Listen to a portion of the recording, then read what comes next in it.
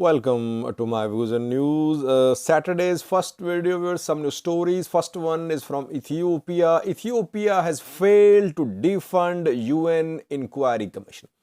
A UN Inquiry Commission was set up last year to investigate human rights abuses, violations of humanitarian law, refugee law committed during a conflict in northern Ethiopia. Ethiopia opposed the formation of the commission. Ethiopia opposed the funding for this commission, and a few hours ago, Ethiopia tried to defund this commission, and voting was held at UN General Assembly. How many supported Ethiopian stance? Details for you. Secondly, an Oromo businessman from the US who arrived on Bole airport a few hours ago was arrested. Who is he? Why was he arrested? And then two news stories from Eritrea. Firstly, Eritrean embassy in the US responded to an article written by Jeffery Feltman, former US envoy to the Horn of Africa, who 4 days ago wrote an article for Foreign Affairs magazine, and he had said that Eritrea was the chief spoiler and that Isaias Afwerki was contemptuous of his own people. What is Eritrean embassy in the US saying? Eritrean embassy in the US is asking a question at the end of today's statement. What is this question? And lastly, some videos are being shared by Eritrean activists. We don't know if the videos are old or new, but we have not seen them before. The videos show convoys of Eritrean military, and the activists claim that the videos show withdrawal of Eritrean military from Tigray. Firstly, viewers, UN Inquiry Commission, a three-member commission, visited Ethiopia a few months ago. It was not allowed to visit Tigray. It compiled its report. It accused Ethiopian federal government of being involved in violations of human rights law. It accused other parties as well. Formation of the commission was opposed by Ethiopian government last year. The commission was formed after voting at UN Human Rights Council. 47 members of Human Rights Council voted last year. Ethiopia tried to do some lobbying. It could not oppose the formation of the commission. The commission was formed, but then voting was held at UN General Assembly to approve budget for this commission. Again, Ethiopia opposed, but budget was approved. The commission visited Ethiopia a few months ago. Then it compiled its report. It wasn't allowed to visit Tigray, and it accused Ethiopian government of being involved in human rights abuses. The commission's mandate was renewed, and now its budgetary allocation was due to be approved by UN General Assembly. Ethiopia tried to defund this commission. Voting was held at UN General Assembly a few hours ago. There are 93 members of UN General Assembly. How many countries supported Ethiopia? How many countries opposed Ethiopia openly? Ethiopian position, not Ethiopia. So, out of 193 countries, 50 were absent. They were not there, you can say. 40 were absent. 50 abstained. They did not vote. 40 absent, they were not there. 50, they were there, they abstained from voting. And 32 supported Ethiopia. 71 opposed Ethiopian resolution, Ethiopian stance. Now, the 71 countries which opposed Ethiopian efforts to defund the commission do not include any African country. Yes, some African countries abstained from voting, some were absent, but no African country supported Ethiopian stance openly. So you can say that Africa stood with Ethiopia. But since majority voted in support of approval of funding for this commission, that is why funding has been approved, budget approved. So Ethiopian diplomatic efforts to defund the commission have failed. The commission will definitely now travel to Ethiopia.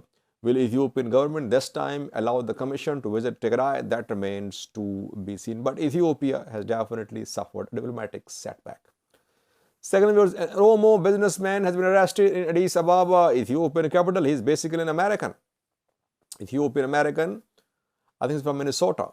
His name is Tashitaa Tufaa. Tashitaa Tufaa, American entrepreneur, arrived at Bole airport a few hours ago. There he was detained. No details is shared by the government. Why was he arrested? Was he involved in some violation of Ethiopian law? It's not clear. But his arrest is being confirmed. Tashitaa Tufaa is in detention. We'll try to update you in coming videos about the arrest of this Oromo American businessman in Ethiopia. Thirdly, was two new stories from Eritrea. Eritrean embassy in the US has released a statement in response to an article written by Jeffery Feltman for Foreign Affairs magazine. On the 26th of December, Jeffery Feltman wrote an article about Ethiopian peace process. In that article, he accused Eritrea of being chief spoiler, that Eritrean President Isaias Afwerki was contemptuous of his own people, that broader international effort is needed, UAE should be involved, EU, US as well, to put pressure upon Eritrea to stop it from spoiling peace efforts. Now, the embassy, Eritrean embassy in the US is speaking, criticizing Jeffery Feltman, who served as US Special Envoy to the Horn of Africa last year. For around 9 months, he was the US Special Envoy to the Horn of Africa. I remember he visited Eritrea as well. He visited Eritrea and met with the Isaias Afwerki, Eritrean president. The Eritrean embassy says that Jeffery Feltman wants to stoke a new and wider war in the region. When he was appointed as Special Envoy last year, he criticized a tripartite Ethiopia-Eritrea-Somalia agreement signed around 4 years ago. The agreement was to create stability and security in the region, but he opposed it because from day one he was opposed to peace and stability in the Horn of Africa. And in the article, though it is about Ethiopian peace process, he mentioned Eritrea over 30 times, and he mentioned Isaias Afwerki over 25 times. It means that basically he was focused on maligning Eritrea in this article, the embassy claims.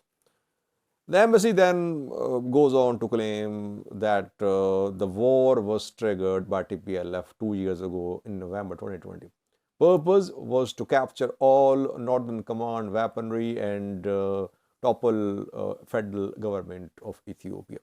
And then 2 offensives were launched, both by TPLF in July and then in August this year. July last year, August this year. So Western powers, like their diplomats, they want to resuscitate TPLF.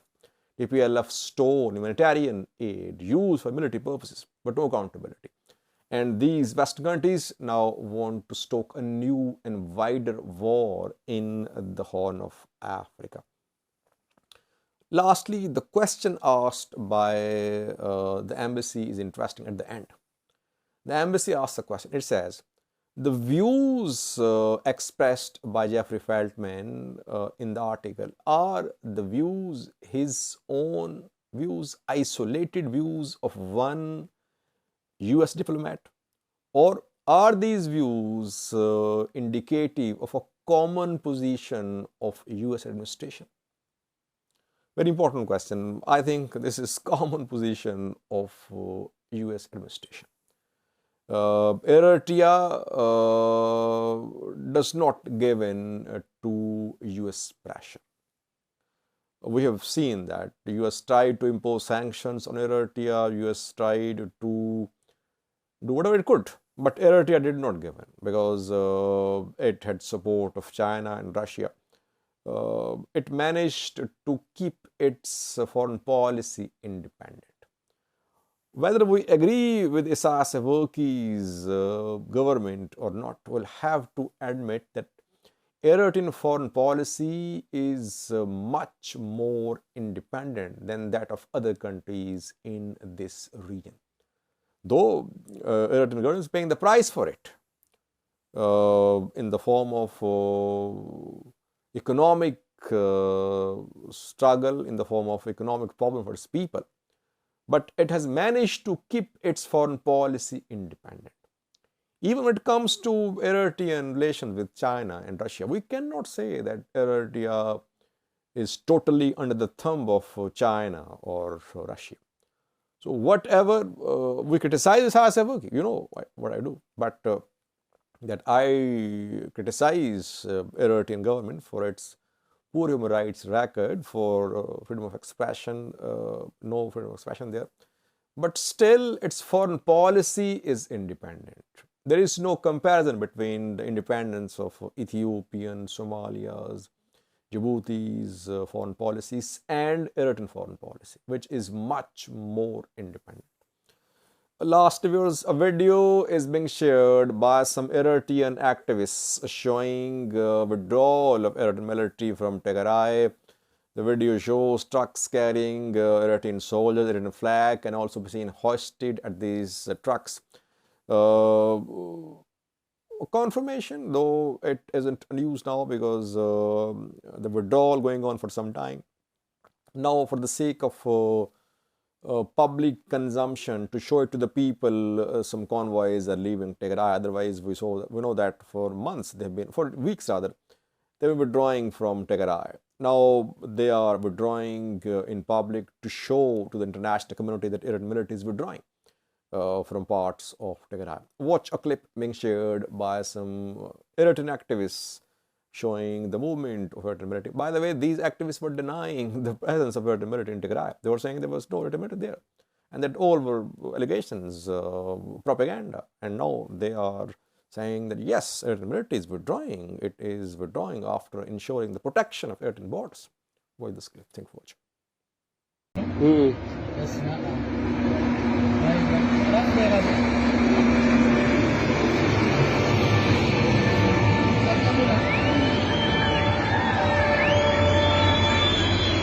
Gracias.